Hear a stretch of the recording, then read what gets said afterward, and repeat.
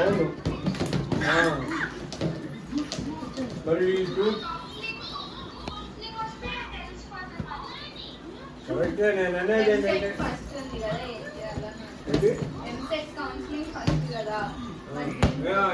Counselling first ఉంది. రేపు 27వ తారీఖు అటెండ్ అవ్వమంటావా వద్దంటావా?